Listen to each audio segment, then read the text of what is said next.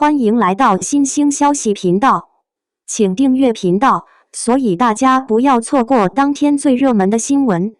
我们今天的时事通讯包括以下内容：大女主注定扑，李沁给周也、宋轶上了一课。2025年的影视圈仿佛掀起了一阵大女主风暴，从开年到金秋，一部又一部打着女将军巾帼不让须眉旗号的剧接连上线。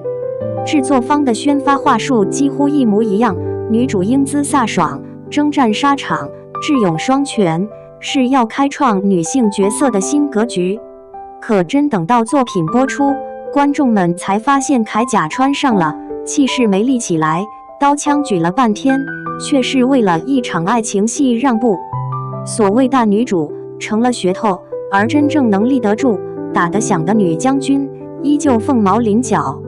今年率先登场的是周也主演的《锦月如歌》。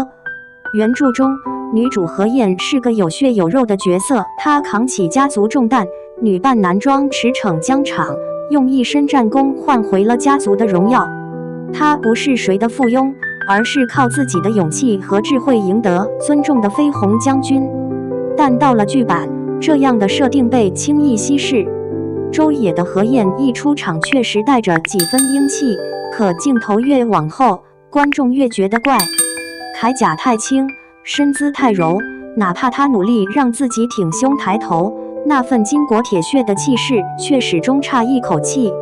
导演为了迎合流量市场，硬生生加重了男主戏份，把原著中最燃的单骑闯敌营、夜袭敌帐统统删掉，取而代之的是男主误会女主，女主委屈落泪，两人反复拉扯的爱情误会循环。结果战场戏成了恋爱副本，一个本该刀光剑影的故事被拍成了男主守护娇妻的甜宠剧，这不是孤立。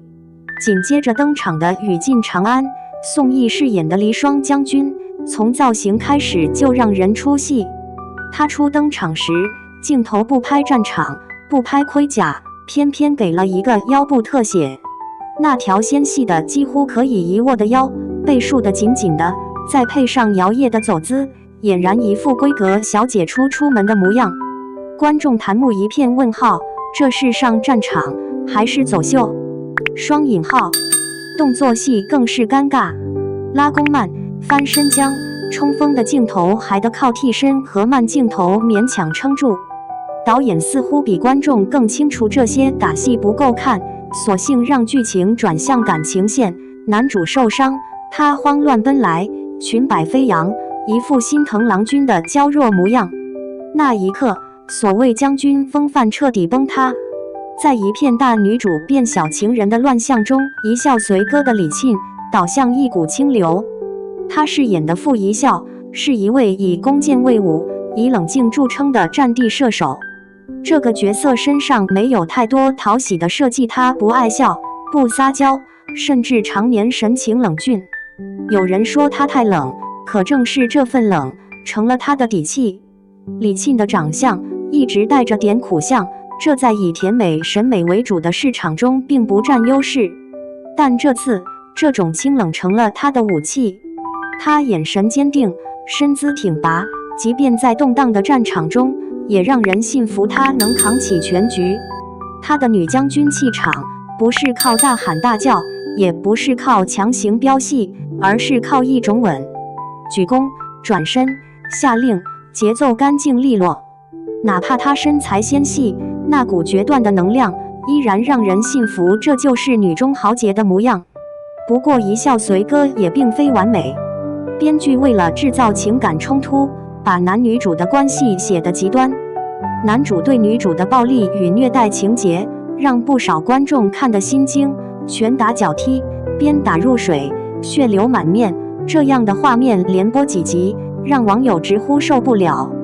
有人调侃，再这样拍，男主怕不是要成全民公敌。双引号。更荒谬的是，剧情后期女主竟还要原谅他，这让很多观众愤怒。这不是大女主，是被 PUA 女主。双引号。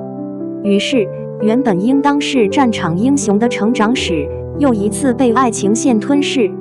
这几年，大女主剧层出不穷，从《长相思》一念关山到《墨雨云间》，每一部都声称要塑造新时代女性，但观众早已学会识破套路。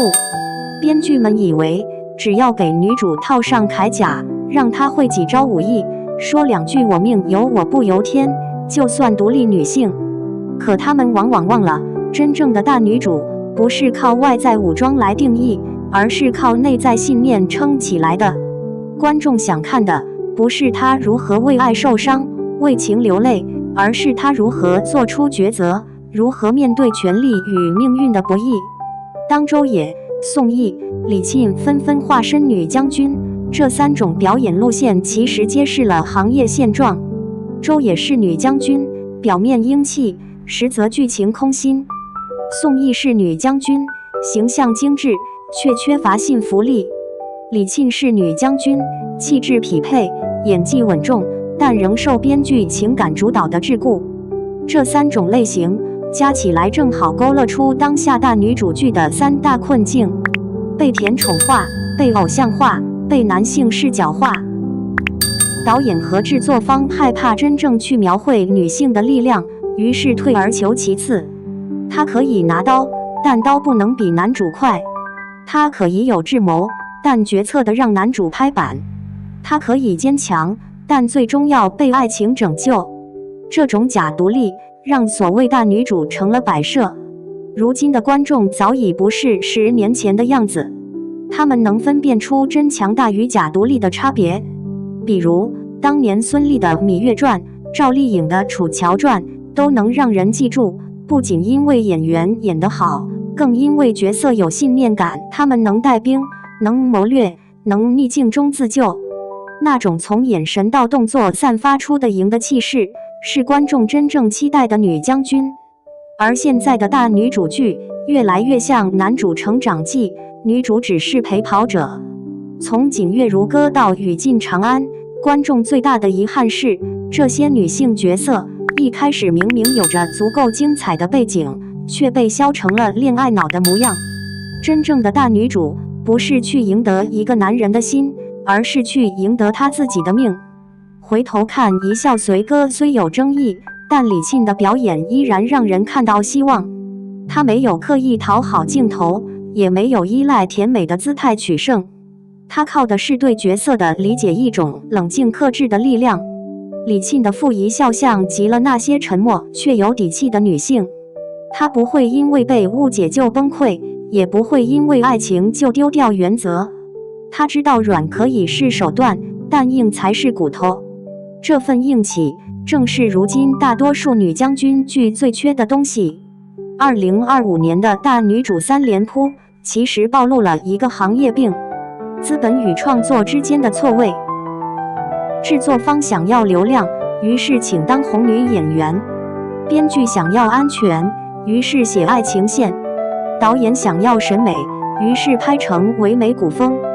可这样一层层妥协下来，原本的女将军成了空壳。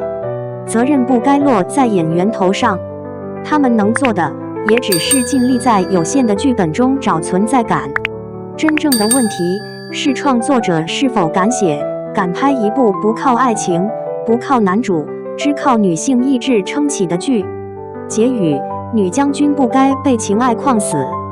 我们不反对爱情，但爱情不该是女性成长的唯一理由。真正的大女主不需要被谁拯救，也不必通过被伤害来证明坚强。她可以哭，但哭完后还得站起来。她可以被爱，但不会因此丢掉自我。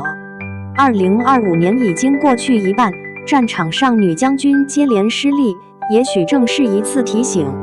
观众早已不吃披铠甲谈恋爱的老套路了，他们想看的是一个真正有灵魂、有意志、有血有肉的女性英雄。李沁用冷撑起了角色，算是给同行上了一课。而周也、宋轶的失败也不是终点，只要他们学会去掉滤镜，面对真实，仍有机会成为下一个真正的大女主。因为在这个女性崛起的时代，观众早已准备好为她能赢的故事鼓掌。只是创作者你准备好了吗？